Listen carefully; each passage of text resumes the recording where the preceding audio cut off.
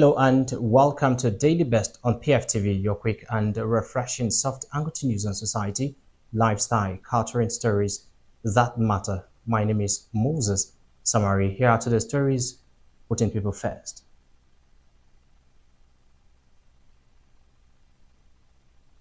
A federal high court in Katsina has sentenced a woman to death by hanging after finding her guilty of terrorism-related offenses. The victim followed a successful prosecution by the Department of State Services over allegations of supplying ammunition to terrorists, according to Society.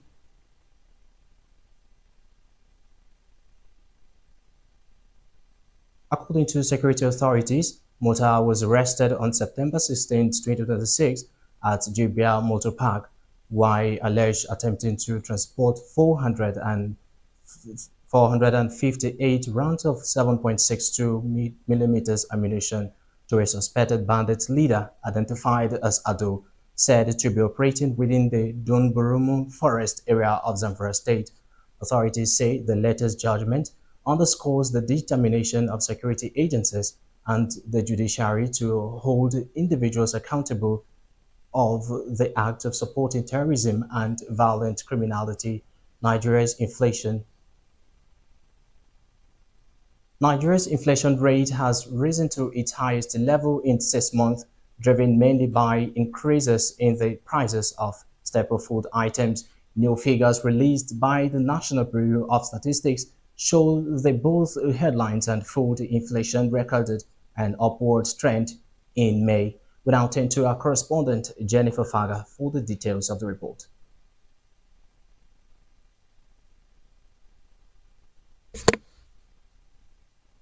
Nigeria's inflation rate increased to 15.93% in May 2026, up from 15.69% recorded in April, according to the latest data from the National Bureau of Statistics. Reacting to the development, the Center for the Promotion of Private Enterprise attributed the increase partly to geopolitical tension in the Middle East, which contributed to higher crude oil prices, increasing shipping costs and more expensive imports. Despite the latest increase, the CPPE noted that inflation remains significantly below the 26.06% recorded in May 2025, suggesting that overall price pressure have moderated compared to the previous year.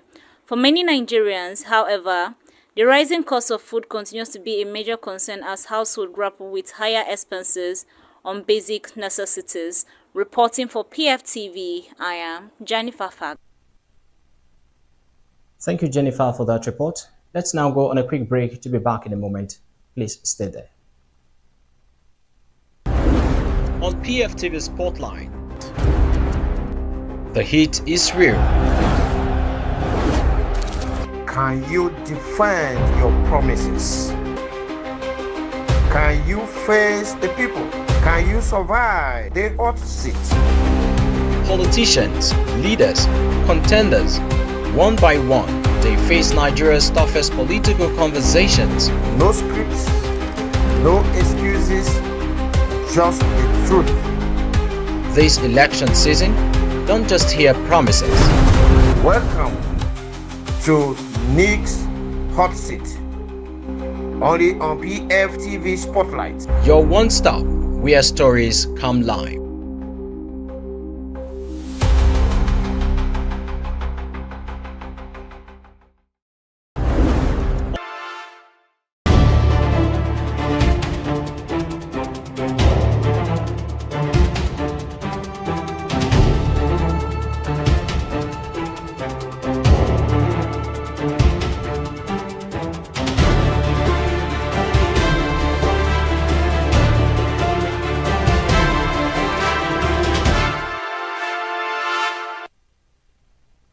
Welcome back once again to Daily Best on PFTV. More on our bulletin today.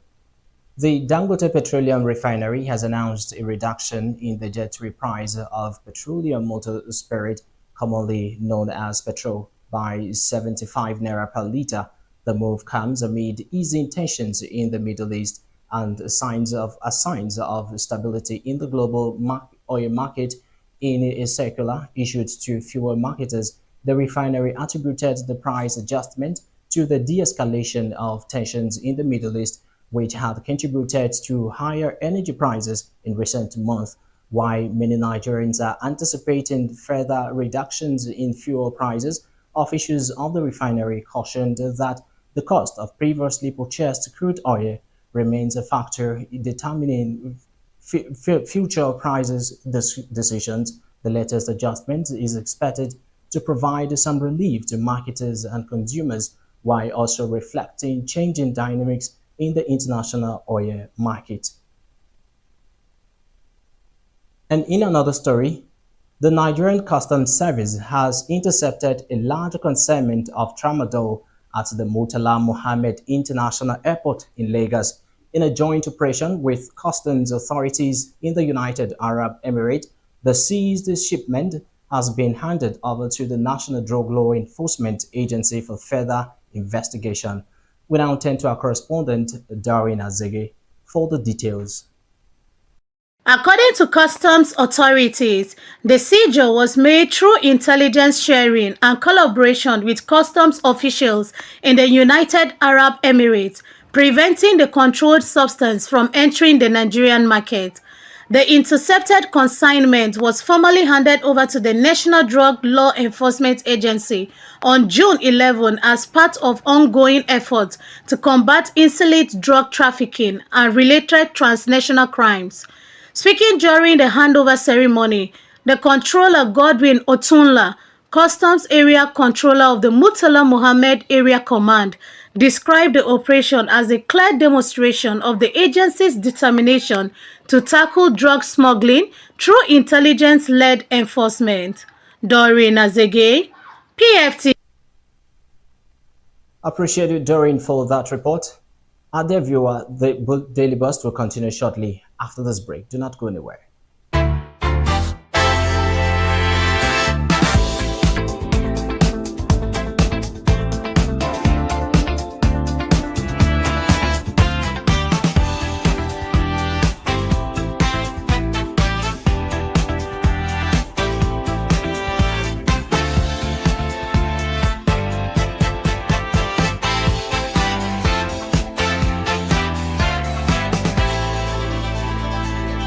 Meet the sisters.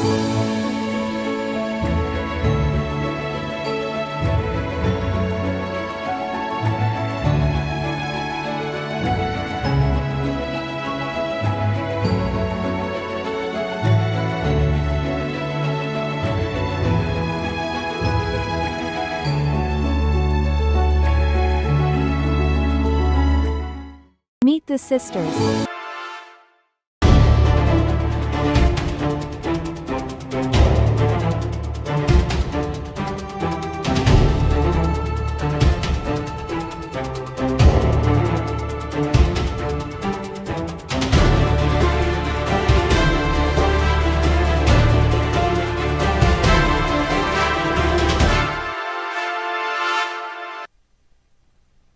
Welcome back once again to Daily Best. And now on the international scene, the United Kingdom government has announced the appointment of a new British High Commissioner to Nigeria. Veteran diplomat Peter Vowles will assume the position in September 2026, succeeding the current High Commissioner, Dr. Richard Montgomery. Vowles is an experienced diplomat with a long record of service across Africa and Asia. He currently serves as the British High Commissioner to Zimbabwe, a position he has held since 2023.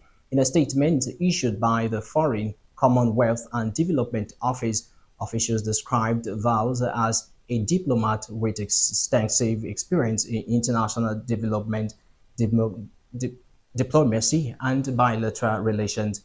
His appointment comes at a time when Nigeria and the United Kingdom continue to strengthen cooperation in areas including trade, investment, education, security, and the development. And in another story, Israeli Prime Minister Benjamin Netanyahu says Israel will continue taking decisive action against perceived security threat in the Middle East, despite ongoing diplomatic efforts involving the United States and Iran. The Israeli leader defended recent military operations, insisting they were necessary to prevent Iran from advancing its nuclear program. Speaking during a press conference, Netanyahu defended Israel's recent military operations against Iran and its regional allies, arguing that the actions helped avert what he described as an imminent nuclear threat. Netanyahu further dismissed criticism over the effectiveness of the strikes, maintaining that Israel had achieved significant strategic gains and substantially weakened Tehran's military capacity. And now at this point, we draw our curtains on this edition of Daily Best on People's First Television. I have been Moses Samari. Stay informed, stay inspired, and stay connected. This is PFTV. Have a great day.